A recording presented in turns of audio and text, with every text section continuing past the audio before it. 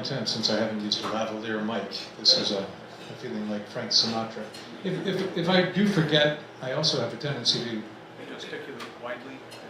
No one will hear a word I'm saying. And should that happen, and should you want to hear anything that I'm saying, scream out and I'll pull it back.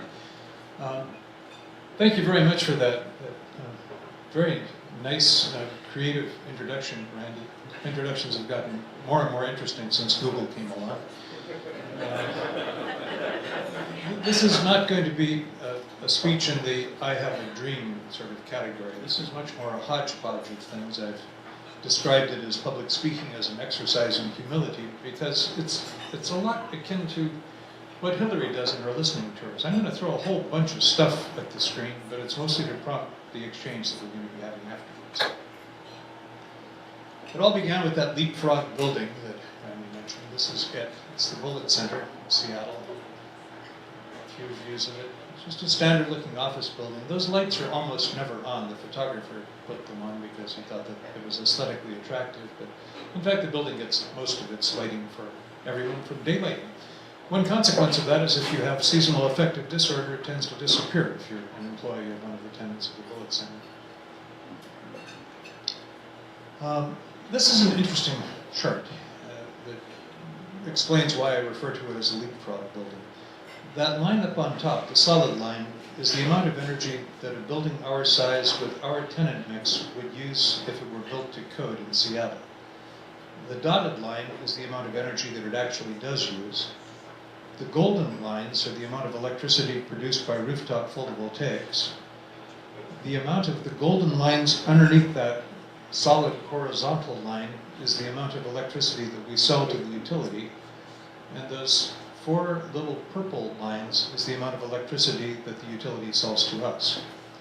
If you are an electric utility executive and your entire business plan is selling purple lines to people, this building could be your worst nightmare. And so what we've done that is really leapfroggy about it is worked out a way to sell the utility our metered saved kilowatt hours well, I will not get into all of the details of this wonky thing, or the talk won't happen. Suffice it to say that we've come up with something that is in the financial interest of the utility. It's probably the best thing that has come along yet to stop the so-called death spirals of utilities as a result of investments in efficiency driving down demand. It's in the interest of our tenants, it's in the interest of us as the building owner. It's win-win-win-win across the board. And construction cost of the building was $355 a square foot, which is less than the median construction cost of Class A office buildings in Seattle. It was a series of choices. We invested in expensive rooftop photovoltaics and in a cistern and in composting toilets that process all of our sewage on site. It's a zero waste building. We invested in finding ways to build it without using anything at all toxic inside it, but we left out a whole bunch of amenities that you would typically find in such buildings. Carrara marble, the granite countertops, and fancy sculptures. And yet I think by any standard it is a Class A office building. We don't have sculptures, but this is our stairway, which has a sculptural aspect to it. Again, different from most office buildings where you walk in and you see a bank of elevators, and your default action is go a bunch of buttons and ride an elevator someplace. In ours, you walk in and you see this tunnel of light that kind of draws you up the stairway. If you are disabled or for some reason you need an elevator, you can punch the little silver button and the door will swing open and there's an elevator there and you can get in. But the default is the stairway. It's to reverse it and to do it in a way that is aesthetically pleasing and also makes people healthy.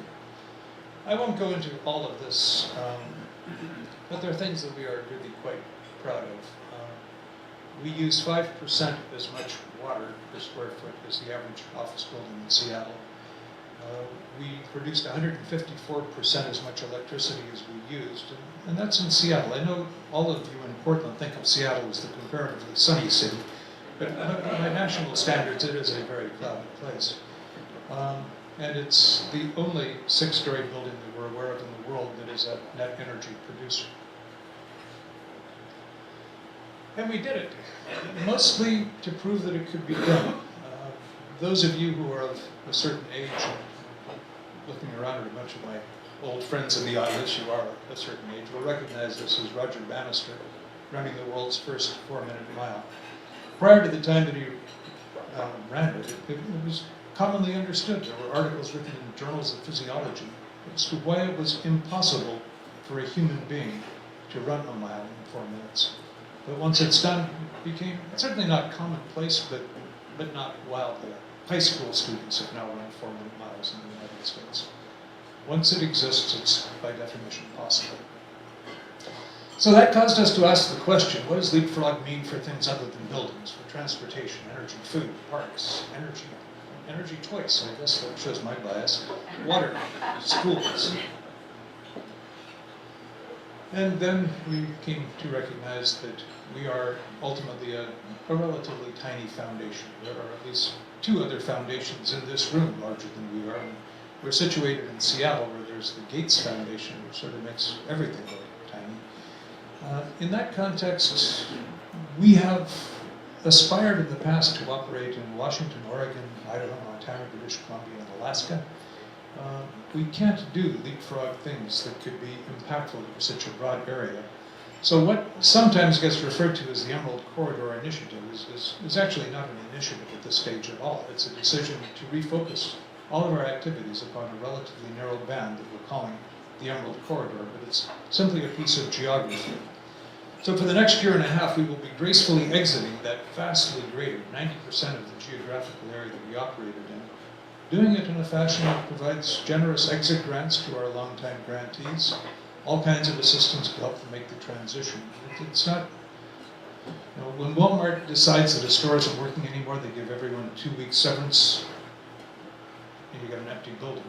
With us, we've spent a quarter of a century trying to build a movement, and we don't want that to crumble and move apart. So we're going to be very careful about how this happens. But a year and a half from now, our grant making will be entirely in that geography. The humility part of the talk. To the extent we're talking about technologies, in a number of these fields, we are the ability to forecast the direct, let alone the indirect impacts of technologies are just flat out impossible. Henry Ford, when he came up with that Model T, thought that he was bringing freedom and all sorts of things to America. But what he actually brought was something that is now consuming, commonly in cities, anywhere from 35 to 60% of the land area in the city. And the freedom is sometimes a little bit chimerical as we turn into these gigantic parking lots.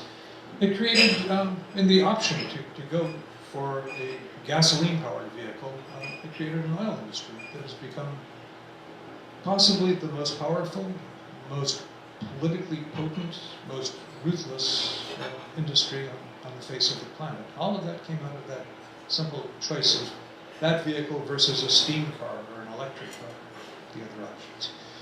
Gail and I went down to the Washington, D.C. subway when it opened. It was transformational, and we were really excited about what it brings. And it has been mostly good, but if you look at the number of fires, we just had an epidemic of them this year in D.C. And when you've got only one way to get from one place to another place, this actually is a line that stretches up the escalator and 2 blocks down the street outside, and it's a really long escalator.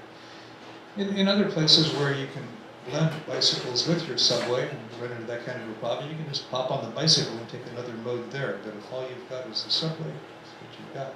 So then the questions come, what happens with driverless vehicles? There have been some really interesting kinds of questions. You could, in there, be sharing them with others and engaging in anything from card games to work. If you can see it, there's a little hologram in the middle here. We're beginning to see people who are using augmented reality and virtual reality, some really very sophisticated technologies that could be applied to this, where you could actually be conducting a business meeting with somebody in Germany while you are being taken from your home to your office. But what will be the unexpected consequences if suddenly this is a citadel of uninterrupted work time in a vehicle where perhaps you can't even see what you're passing through? It may well be that everybody who's working in San Francisco will start living in Modesto. It will dramatically increase the volume of transportation. There have been a couple of recent articles laying out doomsday scenarios that are associated with this, and of course the vast bulk of them make it sound the vast bulk of the articles that are out there with the sound is really quite wonderful. So we're not going to be making great predictions. This is what early locomotives looked like. That would not have led you to expect that you would have something like this, which is common in literally every industrial country in the world except the United States and Canada. So back to the Emerald Core. What could we do? We can just run through a few of these. You all know why it is that you've chosen to live here. Different things will be appealing to different people, but it is a truly magnificent part of the world. That hitchhiking trip where I spent a little bit of time as a DJ at a jazz radio, KNDI radio, broadcasting Candy Radio, in the heart of the Waikiki International Marketplace. That was a tough gig. I traveled in more than 100 countries and decided that this was the part of the world that I wanted to come back to. It really was spectacular. And it has some weirdness in it as well. This guy only lasted about 2 blocks, but we have our own characters. We have ways that we introduce our young children to diverse aspects of society at early stages. And it's not perfection. We produce an enormous amount of waste, and this is the best of it. 100% of this is going to be recycled. That's not true for a lot of things. This is a shot of Counts, the town where I grew up, a town that at that point had no water pollution or air pollution technologies installed at all. So huge, unbelievable volumes of sulfur dioxide and hydrogen sulfide were coming out of those stacks, enough that it pitted the paint jobs on all automobiles and had occasional massive fish kills out in the slough. There it is, 12 miles from Portland. Interestingly, until I got a driver's license, I would make it to Portland 1 or 2 times a year. It's hard to believe how narrow that environment was. Immanuel Kant never went more than 12 miles from the house in which he was born. I'm pleased to say, until I was 16, I was giving Immanuel Kant a run for his money. And when you're not looking at the paper mill, you can jump on a bicycle and suddenly within 7, 8, 9 miles start encountering this. And I spent a lot of time in my summers out encountering this, but then the following summer would encounter this. And the insight that comes out of that was just the hypothesis is that it must be possible to make paper without scarring the environment that way, without producing limitless amounts of toxic pollutants. To quote again, the corridor. So, this is a part of the world that matters. We produce about $500 billion worth of GDP per year. We have an awesome number of global brands. When you think of something the size of this corridor, the number of these things that will be recognized in literally every country in the world is quite staggering. And even those that aren't recognized, like PACCAR, are recognized if you give them the names of the 3 major 18-wheelers that they produce. We've got 10 million people living in the corridor, distributed that way. 90% of them live in metropolitan areas. This is a harbinger of the way that the world is going.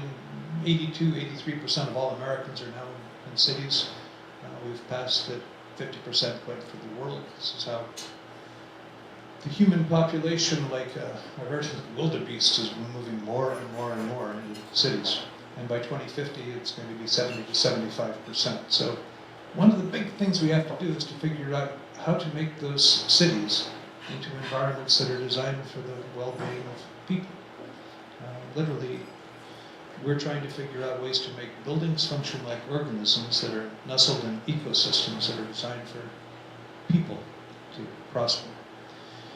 And of course, this part of the world with its relative amount of wealth, population that's well educated, relatively politically progressive, relatively green compared to the rest of the country.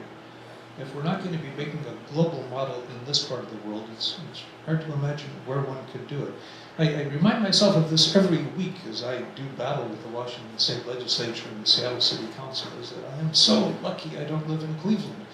These fights against this relentless force of inertia are so much easier here. When we set out to build that building that this began with, we found that there were about 24 things we wanted to do that were illegal. We managed to get every one of those things changed. And it took us a couple of years, but we got it done. And in much of the world, that would be a harder thing.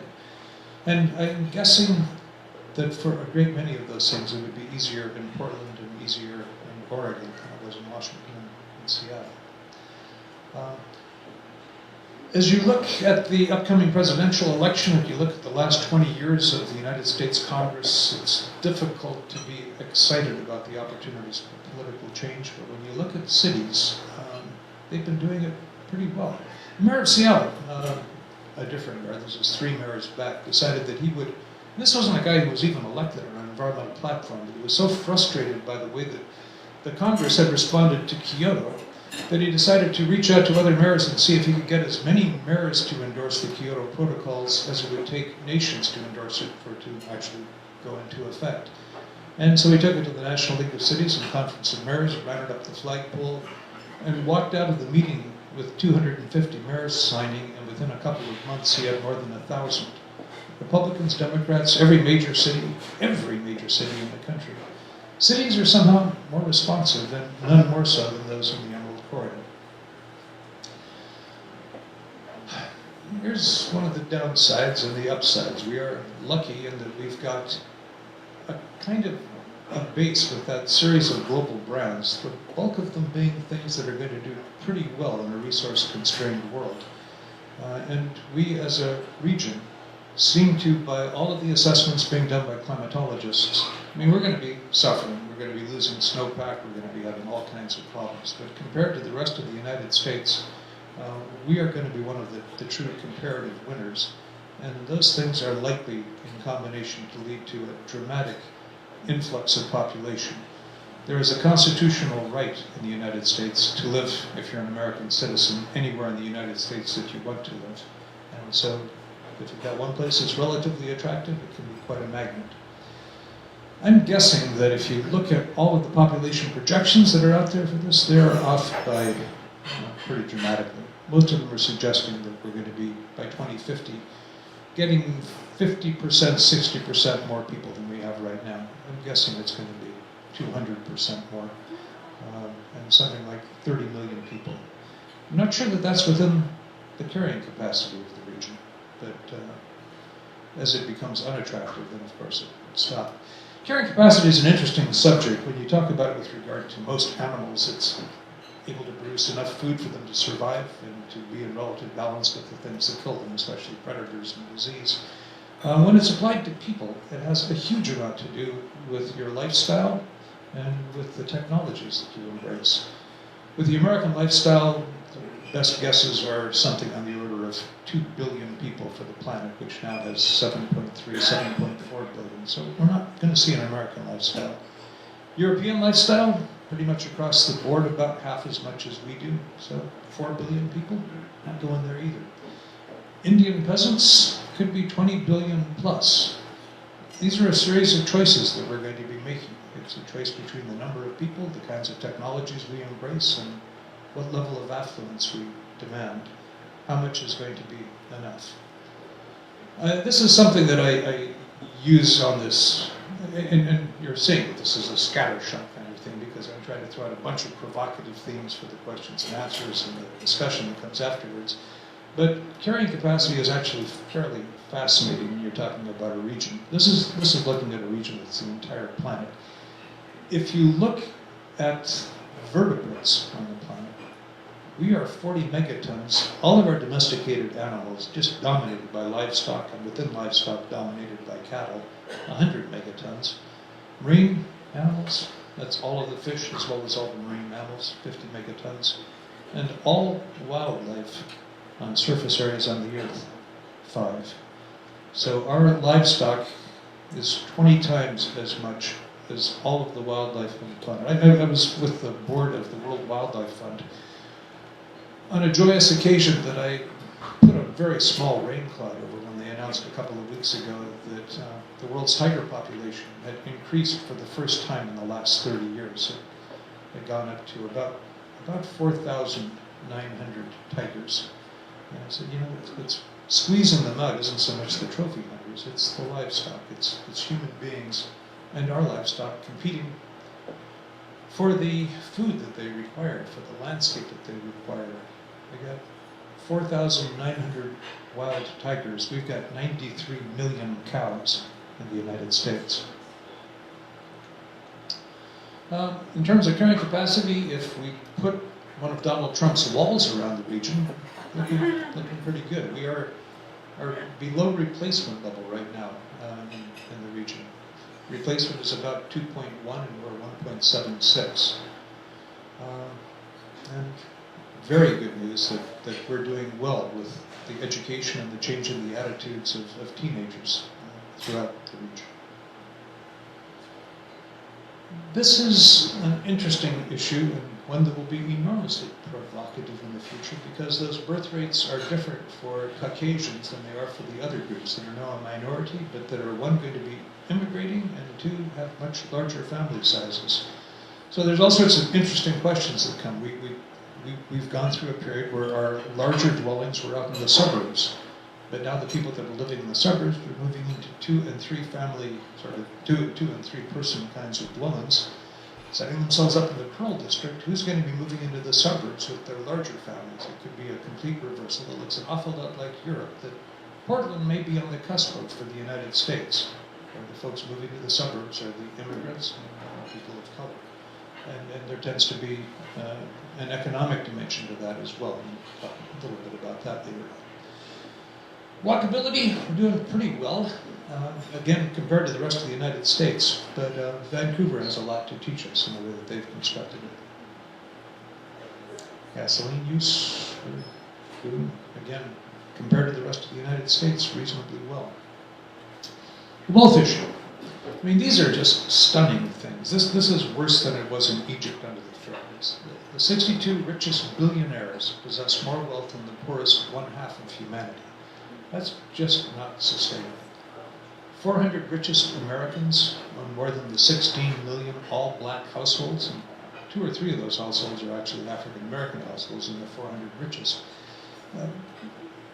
When Jared Diamond wrote Collapse, Gail and I had dinner with him one night, and Gail, who always asks the best questions, I've asked her not to ask any tonight, asked him, when he was surveying all of these different societies that had gone through collapse, was there any one thing that he found in every one of them, that if you see it there, that's a harbinger of something that's not going to be good? He said, let me think about that a little bit and come back to you later in the conversation. 20 minutes later, you know that question you asked, if I had to choose one, it's where the people in the society with the greatest wealth and the greatest political power, that have the greatest capacity to make choices for the society, are most insulated from the consequences of those choices. And that's pretty much what we're now seeing evolving, and if you trust, and I do, Thomas Piketty's assessment, accelerating the pace at which is happening for some fairly profound and fundamental structural reasons. And despite all of that, for the vast bulk of Americans, we find ourselves in real financial difficulty. A huge part of our prosperity has been based upon this willingness to accept large and increasing amounts of debt. You know, I came out of a very, very different background.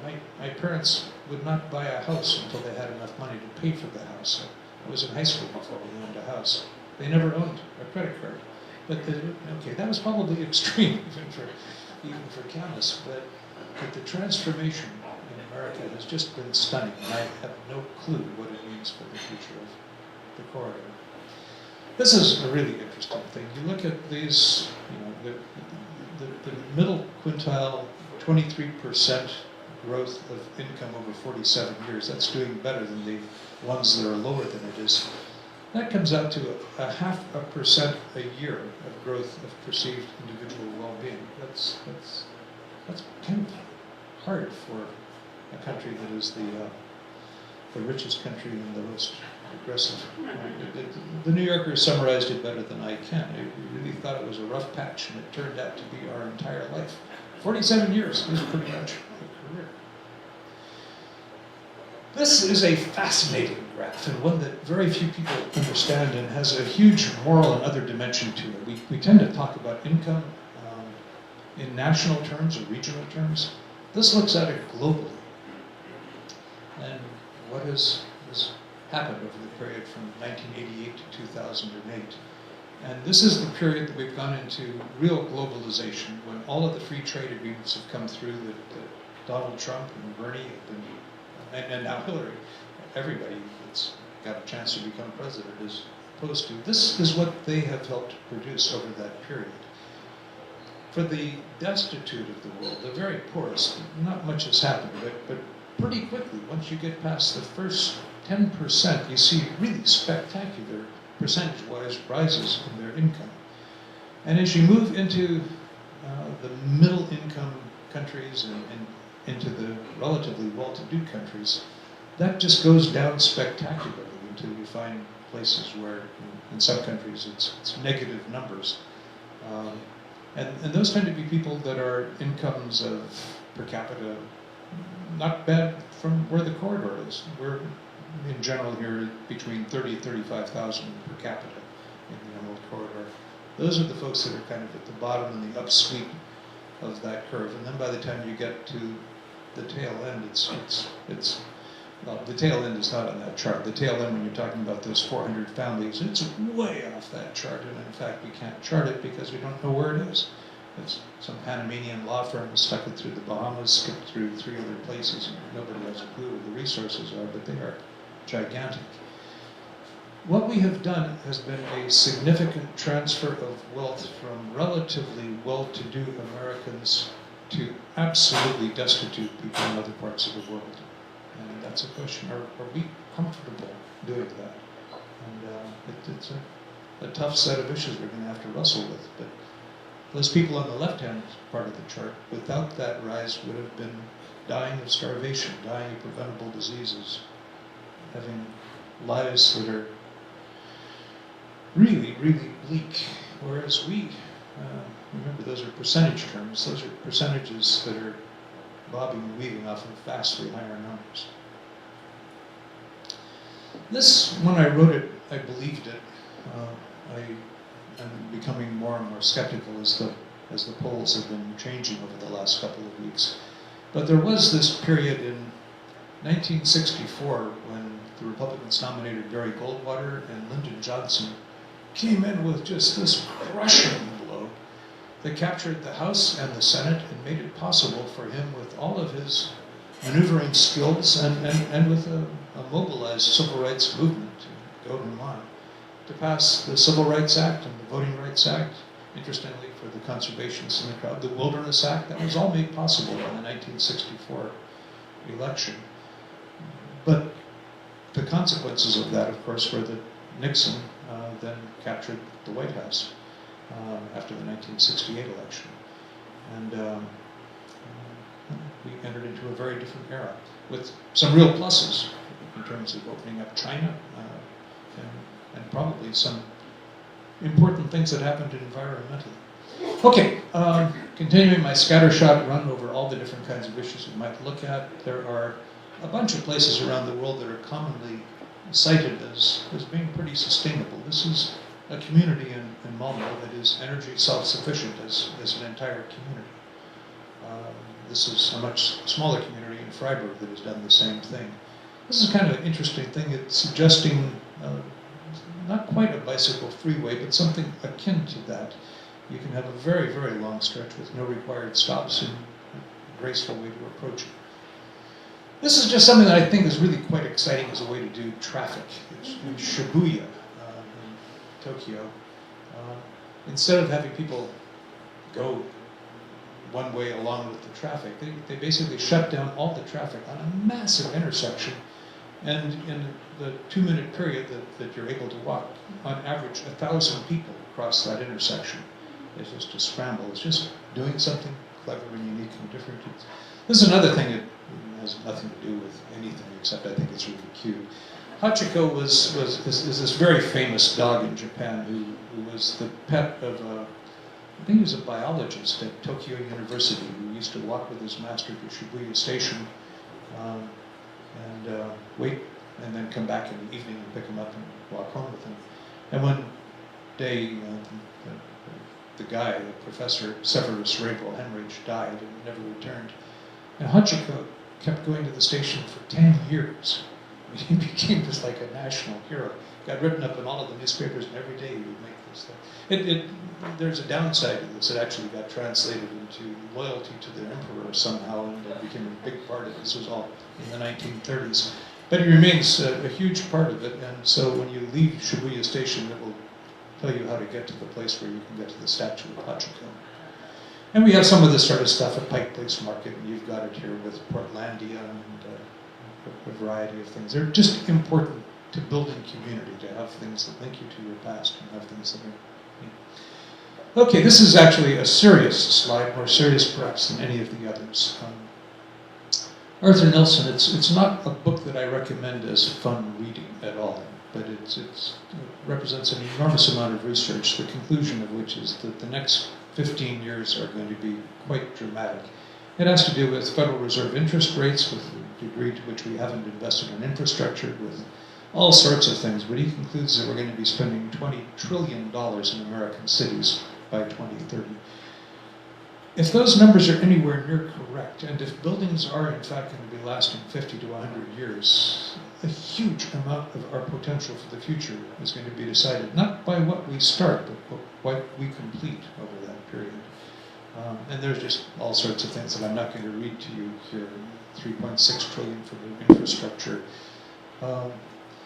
The scariest thing for me in the book was his recognition that we're moving to more and more and more dwellings for single occupancy. And one of the two key drivers on that was that men my age are dying and their spouses are living on and beyond them. But it is now, because the baby boomers are such a huge block in America, that has become a very important phenomenon in terms of deciding what it is that you're going to be building. It's really hard to change the human character. I don't even know if you can see that those people are all on the pipe, that they are not supposed to be climbing around, but it's pretty easy to change the incentives that people face. And a lot of what we're going to be doing is going to be in the form of subsidies, fines, regulations, things that nudge and tweak and somehow cause the world to behave differently. That's what a mixed free market actually means, and we've done too little of that. And some of these market signals can be fairly profound. Those of us who were smart enough or lucky enough to join the divest from fossil fuels movement a few years ago came out of it really well. The entire coal industry went underwater. And it's for pretty understandable reasons. If you look at the assets that they carry on their book, it was based upon the resources in the ground that they assumed that they were going to be mining and what the value was and how much it would cost to mine. And then suddenly, it turns out that the vast majority of that coal cannot be mined. And as a consequence, all of the loans that they had that were leveraged on the basis of that resource base got called by their banks, and across the board, all of the major coal companies went under. We're seeing much the same sort of thing happening to oil shale and tar sands in Canada. An enormous number of trillions of dollars went into investments there that don't make any economic sense, even without a price on carbon.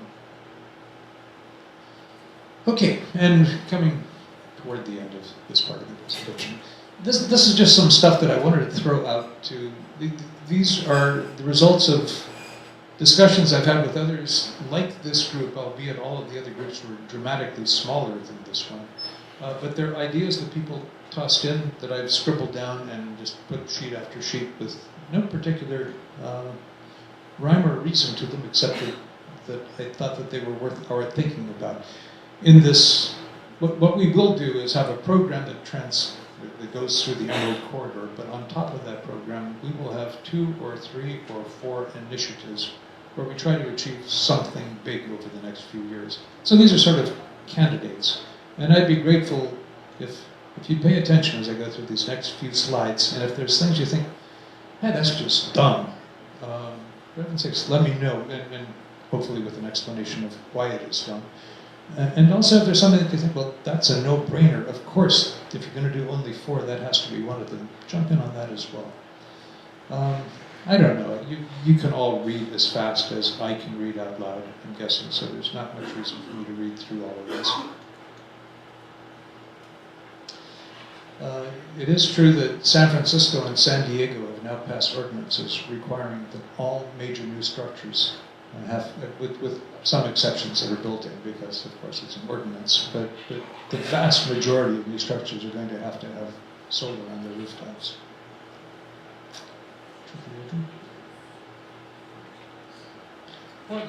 Portland on that last one, I think, has actually been the best of them all. If you look at the Duwamish in Seattle, it's kind of an embarrassment. The Fraser in Vancouver is better, but what you guys have done on the riverbanks of the Willamette, I think, has been truly extraordinary. Of these, I would love to see high-speed electrified trains from Portland up to Vancouver, British Columbia. That is probably outside the capacity of the Bullitt Foundation to achieve, but aspirational, you bet.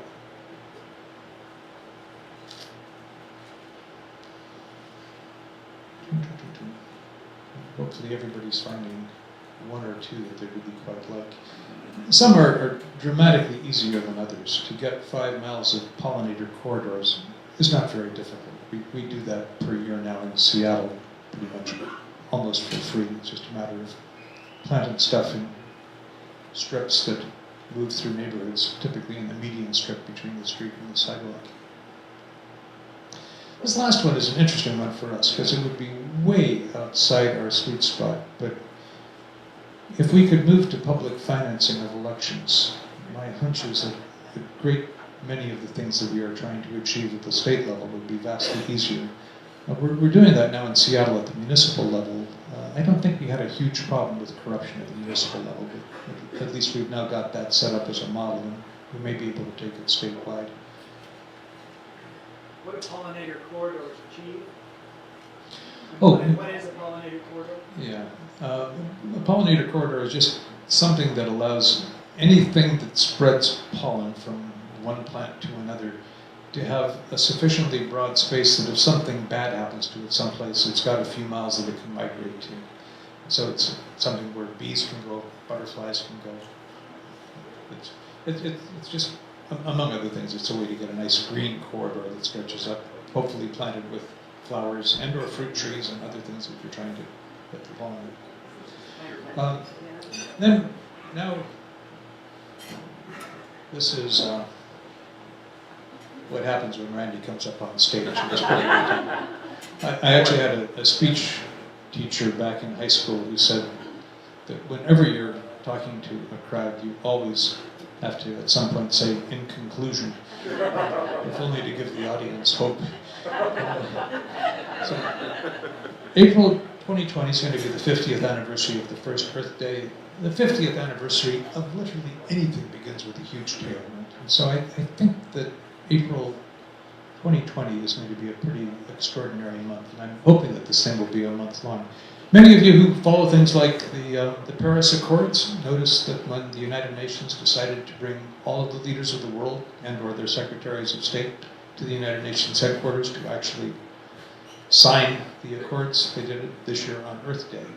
It has become one of those events that is used for a variety of different kinds of purposes, some of them education, some of them political, and I'm hoping that we can capitalize on it. The first one was really quite stunning in terms of the 20 million people that suddenly came out. And this is what happened in the immediate aftermath. There are complex reasons that made all of that possible that I won't go into now, but just if you're looking at the list, Clean Air Act, the Clean Water Act, the Marine Mammal Protection Act, the Endangered Species Act, the Safe Drinking Water Act, which I've had to wrestle with in our building, the Resource Recovery and Conservation Act. It was just a list of laws that were absolutely inconceivable in 1969 that became absolutely unstoppable afterwards. And this is a number that I have pulled out, not out of thin air, but also not with the kind of rigor that I like. I have asked a member of the Senate to request the Library of Congress to do a study to see what the net benefits are of all of that legislation, but it was just fairly stunning. One that has been studied in rather great detail is the Clean Air Act of 1970, and the benefits there alone are about $23 trillion. And this is, once again, easily read. It's an appeal to you. If Portland is going to be having a massive involvement in 2020, then sometime in the next year or two or three, it's probably going to be the people in this room that light the sparks that make it happen. And this is a city that has the world's attention. And if you do something here that is important, if you pass a few model ordinances, if you get some things accomplished that you can announce that you would like to see happen every place else in the world, we can help shine a spotlight for you during that time. We can make you a model. And this is just a photograph of Earth Day last year on the Mall in Washington, D.C. Randy, take it away.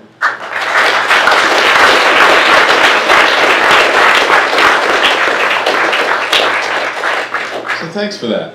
I'm still kind of trying to get my head around the Emerald Corridor Initiative. And being a journalist, I like to think about things in a really concrete way.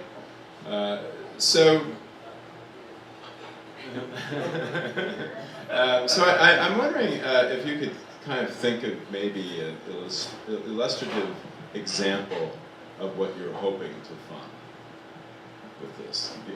Just to kind of tether this a little bit. Sure. Let me take one. I'll take two that we have funded that would be small things, but important things. Would you hold the microphone a little closer? Sure. Without going again into the wonky details of that metered energy efficiency transaction structure that Bill Campbell, who's here in the audience, was the original designer of, and that has now evolved into something that is profoundly powerful. What we did with it was to get it actually adopted so far as one utility in one building in the world. We've got a new head of Seattle City Light. We've taken a while while he's gotten himself in, but we're going to now make it, I think, one utility on at least 25 or 30 buildings in the next few years. Bill is out working with some of his colleagues to get PG&E in California and some of the utilities there to do it. We're working with Portland General Electric to get them to run some pilots. If it happens, it is, I think, the most innovative new structural approach to efficiency in the electric utility industry in probably ever, and certainly in the last 50 years. And it's something that somebody had to start, show that it works, show that the reductions are possible, and that it makes economic sense for everyone. So what we did was we're funding the Meets Coalition to take it first through the Emerald Corridor, but then basically to the country. And maybe if you could just go just a little bit deeper in explaining exactly what that is. Sure. This Not is where real people deep, will just a begin little to- more. Okay, the quick version is that every tenant in our building is at least as comfortable, as productive, as well lit as any tenant in any office building in Seattle.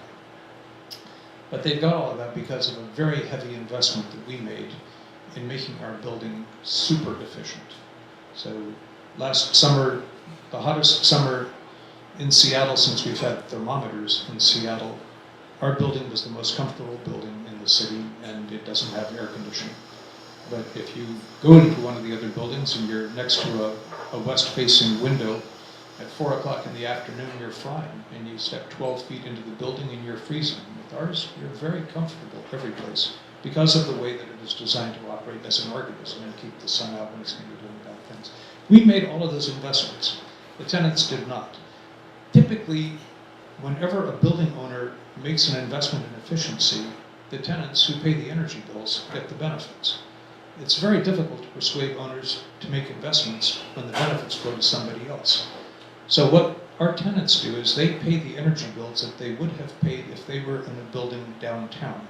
That goes to the utility, and the utility buys from us that part of the chart that is in red, the metered saved kilowatt hours, and pays us because it follows the demand curve of the utility. It's the most valuable power that the utility can have. So it pays us retail plus 2.5 cents for each of them. Long negotiations about setting up the meter that determines what that other building would have done. But it works to everyone's advantage in the end. The utility, in a typical electric, and I realize this is not going on, but a typical utility will come in, ours did come in and said, if you will make these investments in efficiency, we will give you $84,000 up front. Well, first, utilities don't like that because they get their money by selling electricity. And here they have to give us money to use less of the only thing that they sell. But they're required to do it, so they did. We said, why don't you keep your money? We're going to go way deeper than that.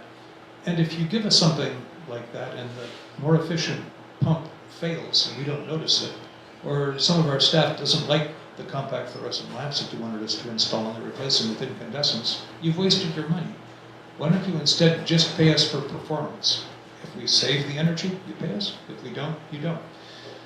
Bottom line is that we got a 20-year contract with them for them to buy this. Instead of getting $84,000 one time up front, in the first year under that contract, our savings amounted to $54,000.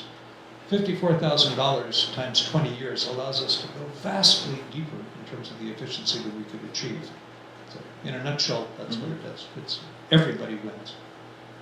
I want to make sure that we get to some questions from the audience, so start thinking about what those are and make sure they're questions. The old City Club rule, 30 seconds and make sure there's a question mark at the end of it. Anybody want to? Yes?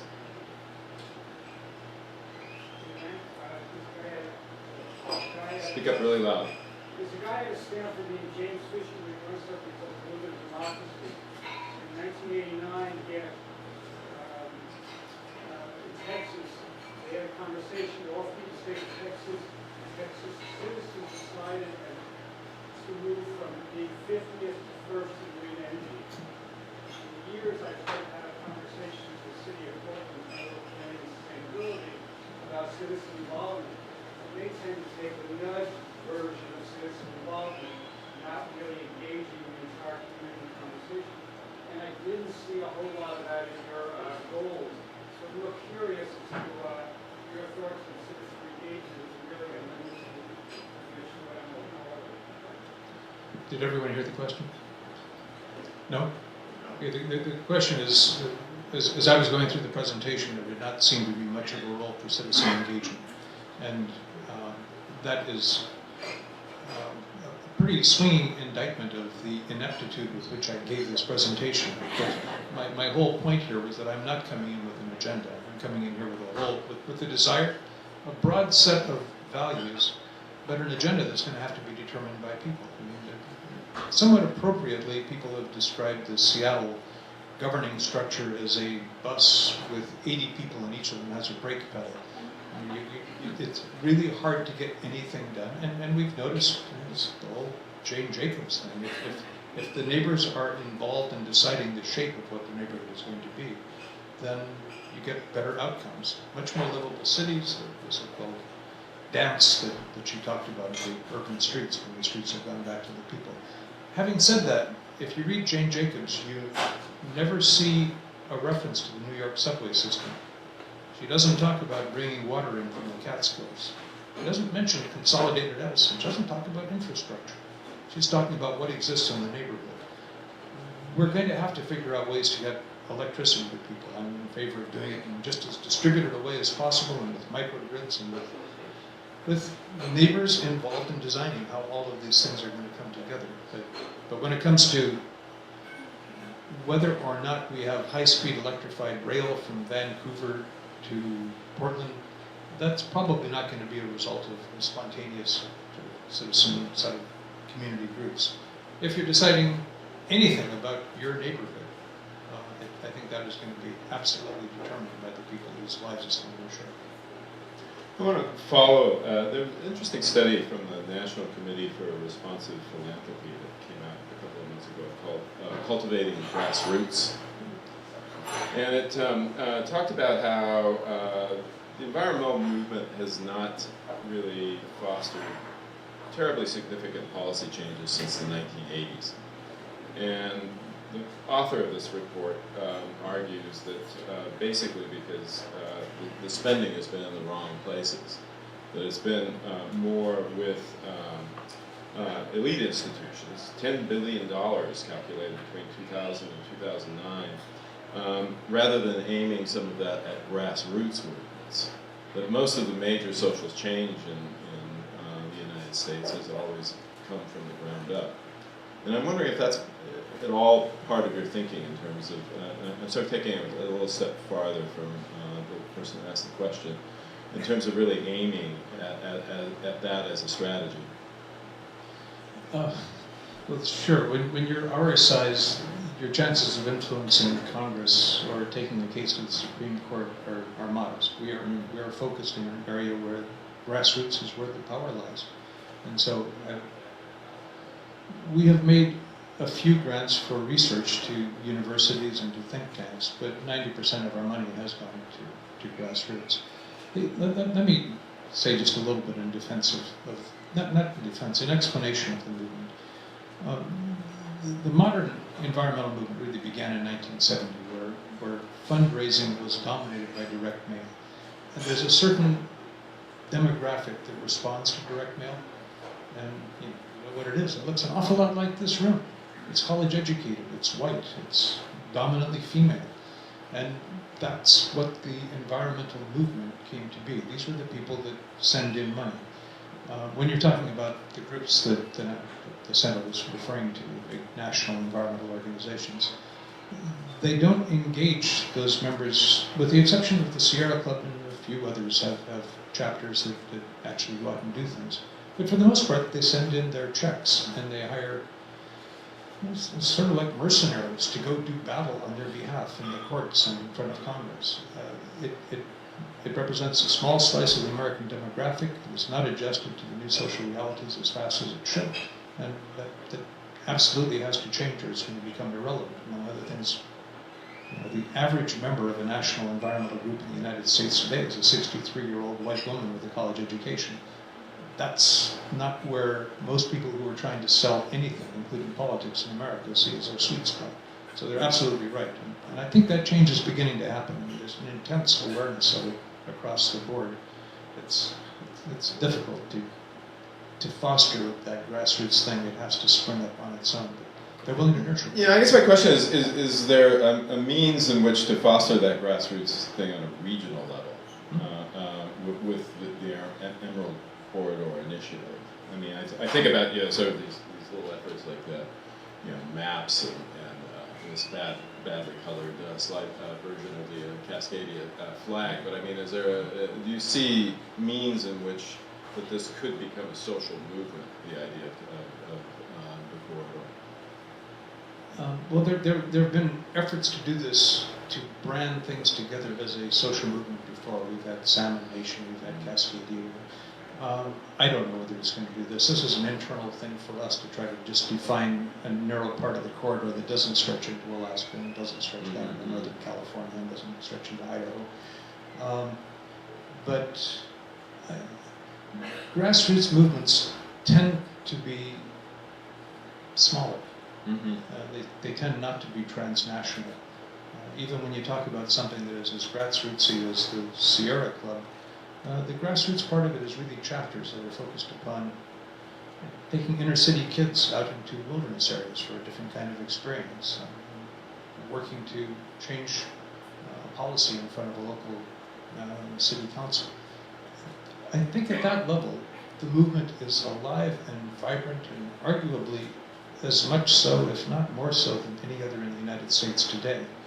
But when you talk about where large philanthropies put their dollars, it's not there. And when you look at what the media pays attention to, it's all national. I mean, we have one dominant environmental issue that if we don't solve, we're all baked anyway. It's climate change.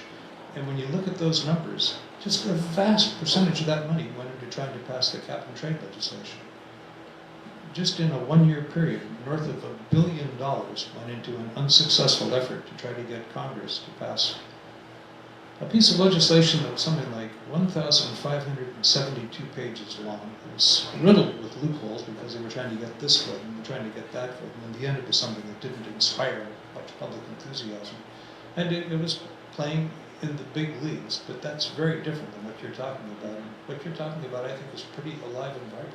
I mean, I'd be willing to bet that a large fraction of the people in this room belong to 2 or 3 grassroots organizations that have very clear objectives, and they'll know whether or not they meet them within the next year or 2. Oh, for sure. I think it's probably more of like, what's the membership from, in our case, east of 82nd. So how wide can we go? But let's get to some other questions. So I'll hand up. Yes.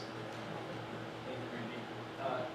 I have a question specifically about building codes, everybody's favorite topic. So in Oregon, we have a problem. Portland wants to have better building codes to get to the targets that you talked about, passive house standards. We can't unless the rest of the state comes along for the ride, because our state building codes are min-max. So Portland can't go ahead and change the code unless the entire state changes the code. That's our state law. And I'm just really interested in trying to understand, it's a pretty hard grassroots movement to get the grassroots to hear about energy codes. And what do you think the Bullitt Foundation will be targeting on that specific issue for us? Like, how do we, where are the pressure points you can help us push people in the stream, like you said? Because we want to move the city of Portland to have that level of building construction take place that's going to produce the savings for such a long time. That's the reality in which we have to move everything forward. Did everybody in the back hear that question? Yeah. Okay. Yeah, and everybody in the front did too. Pretty tough question. With regard to the Bullitt Foundation, as you know, the rules of philanthropy are such that we don't influence legislation. We can influence public understanding of legislation, we can influence education. It is preemption, whether it's the feds preempting the states or the states preempting the cities, is very often a bad thing. It's occasionally a good thing if you look at what the feds did with regard to race, with regard to sex, with regard to any number of issues. It's been a force for progressivism, or at least historically it has been. But sometimes it is like this. It is. I can't think of any good reason why it's in the interest of people in Eastern Oregon to stop Portland from doing any damn thing that Portland wants to do with its own building codes. And the arguments there seem to me to be inherently very conservative. I mean, this is something where cities should have that ability to have self-determination.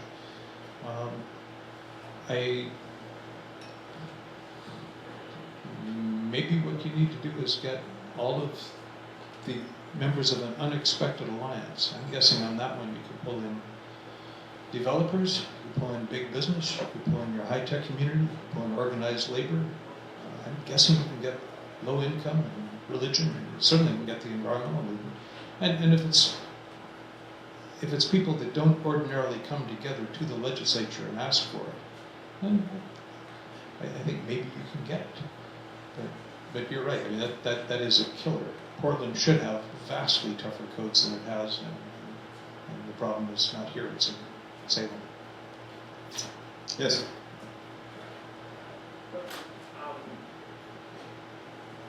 Dennis, first, great information. There was a lot of thought-provoking inside of the information that's in there, and it's all relative. However, we're preaching to the choir here. Most of us here can influence. We have the resources to make things happen. We have the networks. We have the means in which to get out and do it. And becoming 3 and 4 and 5 organizations deep at the grassroots level. Really what I saw in the information that is a bit scary is the influx of people that are going to be coming here in the next 15 years. Most of them minorities, most of them younger kids, younger adults. So part of that plan has to be an educational, what type of events are happening to get out and educate, the non-choir that we're in today. So maybe you can share some thoughts on that. Sure.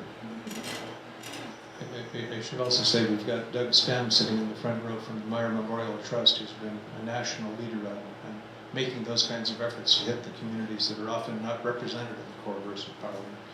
We have tried to learn from him and follow in his wake and do many of the same sorts of things, funding many of the same people that he identified here. I did not say that I thought that the number of people that would come into this region would have any particular characteristics at all. I've got no idea what it is. And if you've got people that are coming because of technology, jobs, and as climate refugees, it could be just damn near anything. And it's one of the great imponderables. But, and it can change the complexion of things quite dramatically. It happened for a long time that it made Idaho into a really conservative, Mormon-dominated state, and then went into a phase that it's in right now, where it's making it a more and more progressive state. Boise is now, I think, in many ways, I mean, one of the sad things about the Emerald Corridor is it's leaving out Boise, because Boise has turned into a really, really interesting city. So I've got no idea what's going to happen. It's just that I think there's going to be a whole lot of them coming. You know, Martin, you've spent a big part of your life wrestling with these issues, and if you've got suggestions to make, my point in all of this is to say, we don't know. We think it's a really big set of issues that are facing us. We desperately want this part of the world to act as a model. We're looking for ideas to get broad gauge participation. And we're looking for ways to communicate to people that among all the array of things that they're wrestling with, include income inequalities and terrible education systems and drugs. And I had at least 20 people today ask me for money, and I passed at least 200 people who are sleeping in the streets. And we've got to wrestle with all of that stuff. But in the midst of it, the building in this part of the world a model of something where, at the most fundamental level of sustainable development, that you're passing on to your kids a world with as many opportunities as the one that you inherited, becomes just the baseline. It can't be worse than that. Becomes a moral imperative. That's the objective, and to do it across the board with everyone. Yeah. So your model for the Bullitt Center is really impressive because it builds on a couple of policy models out there that were tried, or one that's been modestly successful and one that's not. So property assured clean energy was tried in the Obama administration, but it's in the midst of the housing crisis. So this is essentially being able to amortize the cost of your efficiency provisions or your solar on top of the mortgage. But after the housing crisis, they didn't want to take any more mortgage risk, ironically, given what's happening in Portland right now. And then the ESCO model, the energy service model, where the utilities will pay you for efficiency. So you've done a really great hybrid, but it raises this question. You had to not only get a lot of laws or regulations changed in Seattle, but you also had to overcome the reluctance of the utility, of course. So this leads to a question about sort of the entrenched incumbents. And we talked about doing a lot of policies, but of course you're talking incumbents who have a lot of influence. So do you have any thoughts? I mean, clearly citizen action is important, but do you have any thoughts about how to engage the incumbents successfully to get them to embrace these new models? Sue them. There's a fair amount of literature that suggests depressingly that this change happens when people retire or die. And it's particularly impressive as it's applied to the utility industry, again in sweeping terms. I mean, I know that there's a decent chance there's a utility executive in the room here, and I want you to know that you are the exception to what I'm about to say.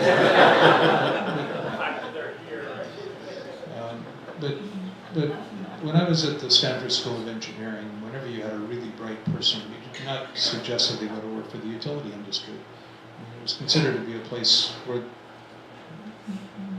again, this was a long time ago, but the big issues were pretty well resolved. You're going to be strung with all kinds of review before regulatory bodies, and it's just not where the superstars went. And today, it's where a lot of superstars are going. I mean, you're finding the best energy engineering people in the country are putting people into the electric space now. Some of them into utilities, a great many of them into folks that are snatching market share away from utilities, which themselves are causing the utilities to reform. All of that stuff that came through for decades is now moved into the higher ranks of the utilities, and it's just been enormously frustrating. You run through meeting after meeting after meeting where you lay things out, and you find that everybody that is under 40 gets it, and the people who make the final decision don't. And I wish I had some better ideas. In our case, what happened is we've got the great advantage of being a municipal utility. So we went to the Seattle City Council and got the decision made by the City Council. Utility jumped. And in fact, politically, this is something where when we announced the program, we had the head of the utility, but we also had the chairman of the relevant committee of the City Council, the chairman of the City Council, and the mayor, and Bill Campbell, all involved in announcing to the press what was going to happen. And that made it possible. If there weren't that political element, that's why we're having difficulty in other places. I wish I had a better set of answers, but the reason that I'm up here so humble before all of you is that I don't know any good answers. I can give a 15-minute rah-rah speech that's everything looking at these 5 solutions and we're going to move from here to there. But we're really wrestling. And in fact, I should say, 18 months from now, I will come back and give a rah-rah speech. This is where we're going. But at the moment, we're trying to figure out what we can do to broaden and diversify and energize that grassroots movement, and what a handful of really powerful, sweeping goals would be that if we accomplished them in this part of the world, we would prove that it could be done and that others could then do it. I mean, buried in the middle of all of that, one that I like, totally non-sexy, but zero waste. I mean, literally not 1 ounce of anything goes to a landfill. We take care of human biological waste. We take care of anything that be composted. We make sure that as much as possible we remanufacture. We buy for endurance. And one of the reasons, the things that we did in the Bullitt Center, the design principles for the architects was that it had a design life of 250 years. The concept of having a building that gets torn down after 30 years, it's just appalling. By far the largest single thing that goes to landfills in the United States is construction waste. We build these things to tear them down. So, I don't know, that would be a fabulous thing, and I think maybe that's something that we could accomplish. We won't get it done in 3 years, but I think we can lay out a guide to get to zero waste. And we want to have a handful of big, bold things that, if done, can act sort of as an inspiration for the rest of the world and act to the advantage of everybody that's located within the region. We have time for one more question, Martin. Thanks a lot, Dennis, for your wonderful presentation. Certainly, as always, very thought-provoking. And I just wanted to reflect on the Emerald Corridor and what, if we are in fact going to have this huge influx of people, they're going to come from somewhere that isn't like us. And so I just wonder what we can do to help them get like us, or more like us, than we know how to do now. And the reason I asked that question is that I just got a call not long ago from people who came out of Pennsylvania that said, they called me, wanted to be part of a think tank group about how we come up with a new U.S. grand strategy. So the last time the U.S. had a grand strategy was after World War II, when we said we have to do 2 things to make the United States great. One, we have to be economically ahead of everybody else. We can take over the economy of the world, basically, and be hegemonic. And the second thing we have to do is contain communism. That was the grand strategy of the United States, and it's still that today. We don't have a grand strategy for the future of the United States. But those people are calling me, want to come to Portland, Oregon, to be inspired, because they've read so much about Portland, Oregon. They think Portland, Oregon is the kernel of the next U.S. grand strategy. And they are very, very serious about that. They're coming very soon. I'm going to make it happen. But Martin, what's your question? the question is, how can we help them and help others become like us? Because we cannot absorb that many people in this region, probably. and serve the carrying capacity issue. Well, I'm going to leave the geopolitical strategy in your capable hands. With regard to creating a cultural matrix that people fit into and embrace the region, I mean, it would be really nice if everyone were coming here for the same reasons you ascribed to the Pentagon. They really like and admire what it is that you're doing, and they want to be like it. And that's probably not why a great many are going to come. A great many are going to come because they see it's a chance to get fabulously wealthy if they can get stock options in something that's going to be really successful. Or they're living in Arizona and they only get to take a bath once every 3 weeks in someplace where they have some water. And I have no idea what that population is going to look like when it arrives or how we get them there. But I do know that there is the capacity to create a culture that people adhere to, and it's wildly imperfect. But if you sit down with somebody in an airport and you don't know where they're from, and you're not discussing geography, within 10 minutes of discussing anything, if you know that they're either from New York City or from Palo Alto, you will have figured out which of those it is. And it has something to do with their generalized attitude. I mean, if you go to universities where you have exactly the same, I mean, you look at the SAT scores, you look at the high school GPAs, you look at the extracurricular activities, you look at everything, and the students that go to Stanford are indistinguishable from the students that go to Harvard. 3 months in, you know instantly which place they are at. They've fallen into a certain sort of cultural fix. If we really want the folks that are coming here, and I think we do, to embrace those values we were talking about of long-term sustainability, quality, a sense that there is some amount that is enough. We're satisfied with this. We don't want more than that because we can only get more than that by making things unequal. And confident that there's some way that we can get there, and part of it is by wearing it on our sleeves and being proud of it. But it probably isn't going to be done by politics. It's going to be done by all of us, sort of, somehow. Bill, I'll let you have the last question. Hey, The Dennis, real last question. have you asked Elon Musk if he'll build his new train style between Portland and Vancouver? I have not. Okay, just to make the evening interesting, I will tell my embarrassing story. We've got Earth Day 2000. We've got a gigantic crowd on the wall. We've got Leonardo DiCaprio acting as a host, and meanwhile, we've got Elian Gonzalez being snatched and taken back to Cuba, which kind of pulled all the cameras away.